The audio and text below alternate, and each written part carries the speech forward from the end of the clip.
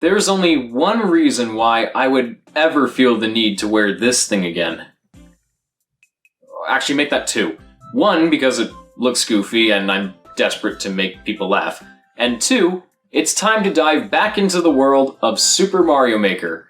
Or, more specifically, Super Mario Maker 2. It's hard to imagine, but it's already been almost a whole year since I reviewed this game for Summer of Mario, and over the following months, it's had quite a lot of new things added to it through free updates, with the third and final one having just arrived back in April. I'm assuming that means the game won't be receiving any more additional content going forward. Well, if that's the case, now seems like an appropriate time to go back to Mario Maker 2 and see how my thoughts on it have changed, if they have at all. Funny how all of my revisiting episodes have been Mario-focused, but without further me talking, welcome to the revisiting.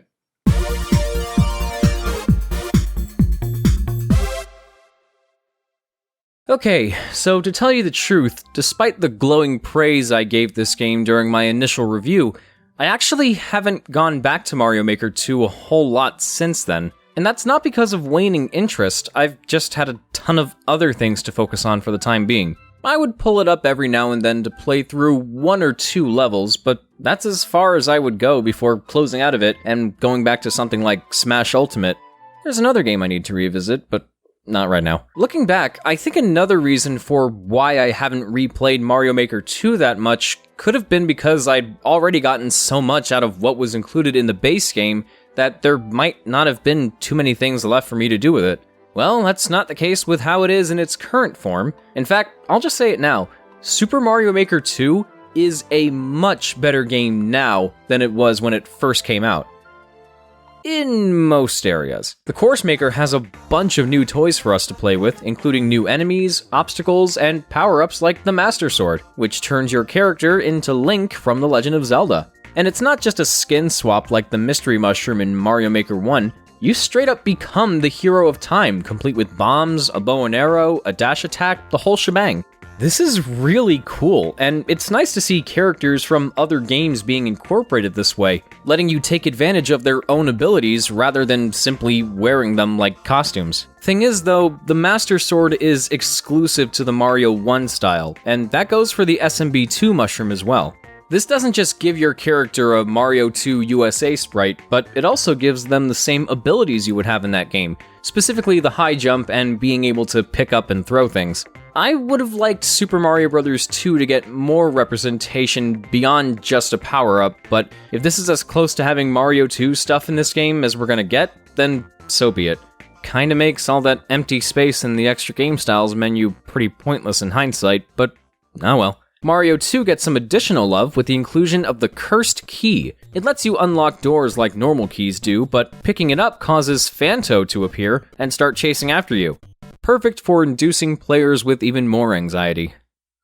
But in terms of additional power-ups, the other graphic styles haven't been left out. Mario 3 gets the frog suit, Mario World gets the pea balloon, New Super Mario Bros. U finally gets the Super Acorn, not sure why it took so long, and 3D World gets the Boomerang Flower, Cannon Box, Propeller Box, Red Pow Box, Goomba Mask, and Bullet Bill Mask. New enemies are available like Spike and Mecha Koopas, and even the Koopalings were added as boss characters, each with their own distinct properties. I figured new tools were going to be added to the Course Maker over time, but with everything the developers threw in, it's done nothing but inspire me to think up new, exciting ideas for levels of my own, and increase the potential for even more creative and inventive level design to experience with friends online.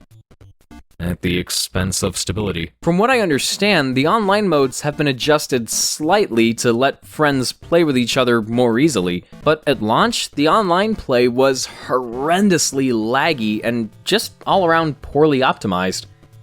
And it hasn't gotten any better. What I'm showing you right now, this is the actual frame rate that the game was running at. It was honestly unbearable, and I swear it's actually gotten worse than it was originally.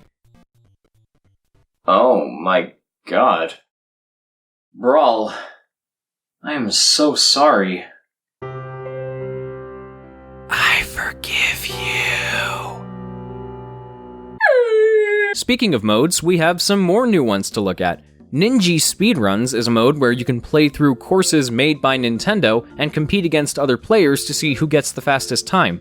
I'm sure it's a fun time sink for some people, but the one that I'm sure everybody's had the most fun with is Super World. Yep, Mario Maker 2 finally has a World Maker, where you can group your levels into world maps and create your own 2D Mario adventure. You can make up to 8 worlds with 5 levels each, including a castle level. You can customize the layout and theme of each world. You can set how many lives you start with. You can add warp pipes to let players travel to different parts of the map. And you can even have toad houses with their own Mario 3 style minigames. My only problem with the Super World menu, where worlds can be uploaded to, is that it doesn't let you easily go back to certain worlds after quitting out of them. I played through a couple of other players' worlds, but I couldn't finish some of them entirely due to how long they were, so I figured I could just exit and go back to them later. And they still appear on the Super World menu right after exiting, but if you come back to the game the next day, the selection of worlds to play through changes and doesn't include worlds you've played through before. I think it would have been better if it just switched out the worlds you haven't played and kept the ones you did, and maybe only switching them out once you've completed them. I guess you could search for them using their IDs, but for me, it's a bit too much of a hassle. With that said, is Super Mario Maker 2 still worth playing? For sure.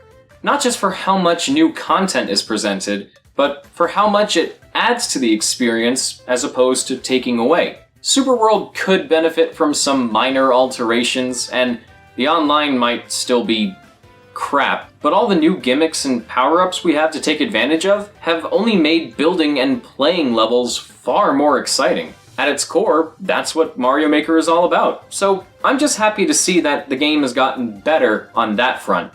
Oh look, the sun's coming out and the lighting is going to change now. That's great, thank you Mother Nature. And if any fellow course makers out there have levels that they'd like me to play, feel free to put their IDs in the comments or in the Mario Maker channel on my Discord server. I look forward to seeing what you guys come up with, so keep being creative and have at it. In the meantime, I've got some more Summer of Mario videos to pump out, so until next time, this is Builder Marc, bidding you all a smashing farewell.